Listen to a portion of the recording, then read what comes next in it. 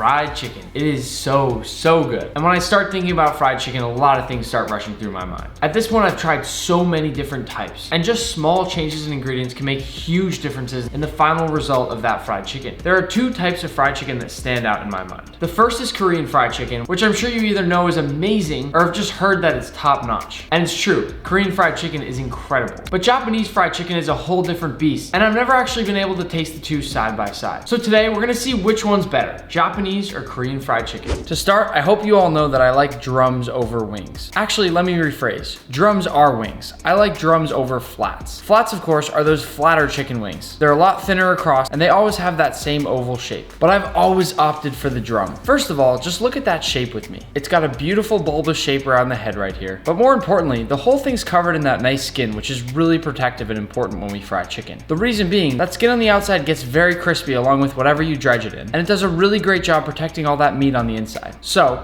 we'll be frying with drums. I'll start out with my two brining bowls, one for Japanese and one for Korean. I'll drop my drums into each bowl. I already forget which one I labeled Japanese and which one I labeled Korean, but we'll figure that out when we start to brine them. Now to our Japanese wings, we're gonna add a little bit of soy sauce, about the same amount of mirin, which is a sweet cooking seasoning or sort of a sweet rice seasoning. And then we'll go over the top of this with just a little bit of grated ginger. If you're keeping ginger to grate, a really great tip is to leave it in the freezer. It'll grate so much easier and so much better. Once I've added the brine to the Japanese wings, I'll mix these around a little bit and make sure they're all fully submerged. If they're not, feel free to add just a little bit of water to make sure that those really get that flavor pumped into every part of each drum. Now I'll move over to my Korean fried chicken. I'll cover all those drums with water and then put a nice generous handful of salt, which is probably the most common ingredient used in a brine, and then just a little sprinkle of sugar to sweeten things up a little bit. Again, I'll get in there with my hands and mix these around just a little bit, and then we'll let these both sit for about a half an hour to really pump in that flavor. These are gonna be awesome. While everything is brining, we'll start by making the sauce for our Korean fried chicken. There are quite a few ingredients in the Korean fried chicken sauce, but don't let that scare you. It's not too bad, but I'm just gonna rapid fire these off. 1 tablespoon of sesame oil, 1 tablespoon of vegetable oil, 2 teaspoons of minced ginger. I'm just gonna grate it here to more easily get those finer granules of ginger here. 2 fresh cloves of garlic, which I'll just be lazy and use my garlic press for.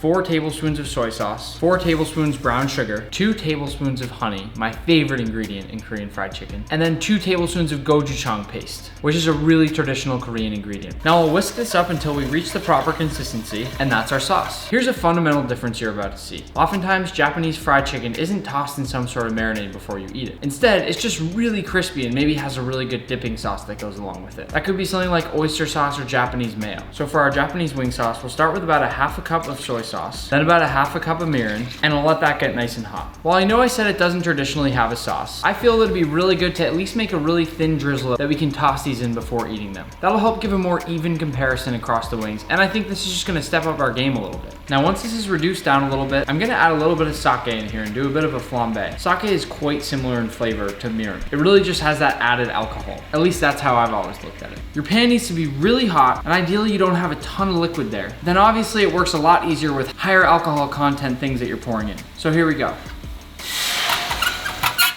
Because that's such a quick flame, you can tell that there's not a lot of alcohol in that sake. But hey, we still got the flame, right? Let's go back to reducing this down. And once it's that same thick consistency of the sauce we want to coat those wings in, we're good. For our dredge, it's actually quite easy. I'm always telling you to use potato starch. And here's why. To me, Japanese and Korean fried chicken is some of the best out there. And they both use potato starch. Here in the US, for those who dare to branch outside of all-purpose flour, we're typically known to use cornstarch. But potato starch is a lot better. So I'll dump a bunch of that into a large bowl, and I'll be able to dredge all my wings in this bowl. You can also add a little bit of salt here if you want, but keep in mind, we've done a really good job flavoring those wings before, and we're gonna coat them in a sauce after. So this is just to get us crispy. To start, we'll brine our Japanese chicken wings. Oh, I just found a little piece of ginger floating around in here. Love that flavor. I'll lightly shake off any of the excess liquid on this, and then drop it right into the potato starch. Then I'll just toss some of that starch over this, make sure the whole thing is nice and coated, shake off any excess, and lay it on my tray. That right there is ready to fry. I'll repeat this process with the rest of my wings, and I'll tell you my #1 trick. Keep one hand for starch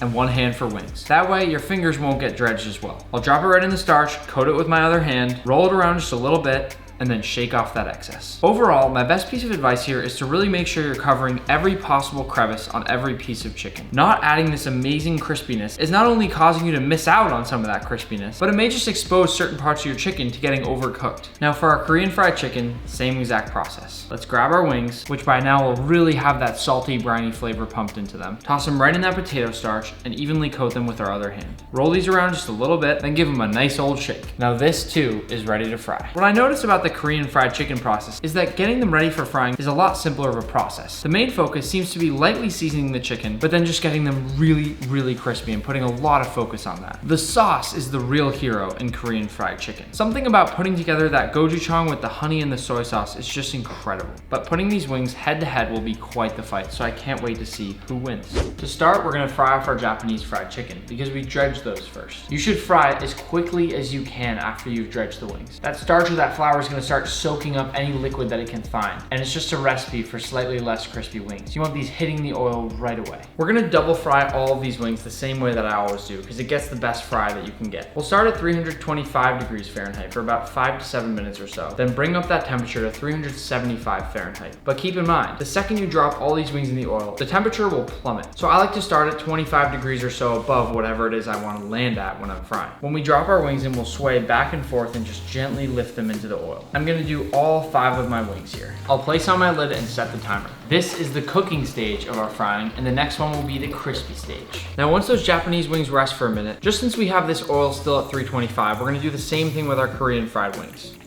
I love the sound of that crackle when you're deep frying foods. And keep in mind, you can easily deep fry anything in like a Dutch oven or even just a large stainless steel pot. I just recently got this because I fry so much. But never forget that it's really easy to deep fry stuff just at your house. Just be careful. Once those wings are nice and cooked from that first round of frying, take them out. They'll have a slightly pale but definitely crispy texture. And then they can just rest for a second while you get ready to do that second fry at 375 Fahrenheit. Now for that second round of frying at 375 Fahrenheit, I'll drop my wings back in. At this point, I don't have a specific time to tell you. Just watch those and make sure they don't get too golden brown. Take off that lid once it's nice and golden brown. Look how crispy and crackly those wings are. I just love to look at those when they come out of the fryer. First, we'll toss in our Japanese wings. These happen to be a little bit darker than the Korean wings, albeit just as crispy. That brine with the soy sauce definitely gave our chicken some color after it sat there for that long. I'll pour a really light coating of my Japanese sauce over these wings and then give those a light toss around to make sure they're nice and evenly coated. These babies are ready to go. Next, we'll add the Korean wings. Drop those bad boys in and listen to how crispy they are. I gotta say,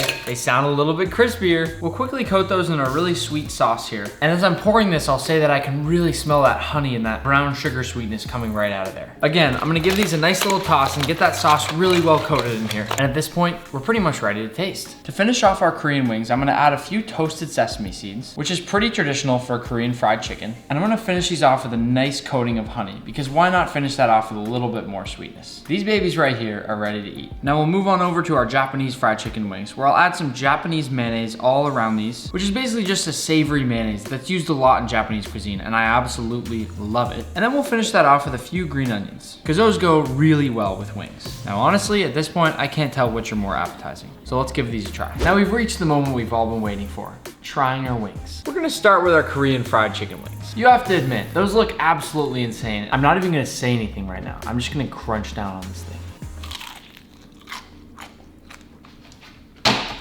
In case you missed that, let's just do another crunch. Oh my God, that is crazy. This is so hot and mangled right now, but it's also one of the juiciest wings I've ever seen. Without even trying the Japanese wing, I'm gonna give this a nice clean 9.5 out of 10. This is an absolutely knockout wing right here. The toasted sesame seeds are honestly just for looks here. What really is important is that brine that keeps the chicken really juicy and perfectly salted, but that sauce is just mind-blowingly good. That honey and that brown sugar gives a really nice caramelized flavor to the sauce. It's just insane. This is a perfect wing. Every bit is just crunch.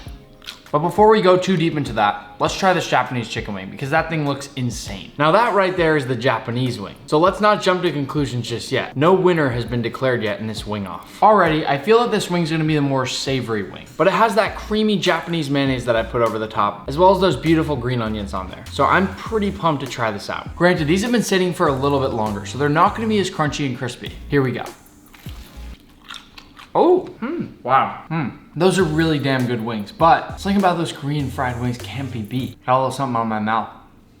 Something about those Korean fried chicken wings cannot be beat. There is, however, something really cool about that buttery, creamy mayo that's on here. Because Japanese mayo is something special, let me tell you. I go through at least a bottle a week, I'm not kidding. And those green onions are really nice, and you can taste that light oniony flavor on the edge. That sauce is a little bit almost bitter. When you try to reduce soy sauce too much, it can get a little bit bitter. And I don't love that part. It's a little too savory for me. Or maybe I'm just comparing that to how sweet and delicious those Korean wings are. But I have to say, I gotta give the victory to those Korean wings. They are an absolute knockout. So damn near a 10 out of 10. I do hope you enjoyed this video. I hope to do more comparison videos down the road because I think people like them, and it's really fun to take two things together, see which one you like better. In the meantime, please don't forget to like and subscribe. I really appreciate all of your support, and I really hope you love these videos as much as I'm loving making them. As I always say, we do have some really exciting stuff coming up, so make sure you are subscribed so that you don't miss any of that. To name a few, we have an entire leg of jamon iberico, and we're gonna do something with an entire wheel of Parmesan cheese. And now that COVID's easing up a little bit, we may start doing stuff outside and going out and about a little bit more, so I'm excited about that too. Thanks again. I'm gonna go finish up these million chicken wings.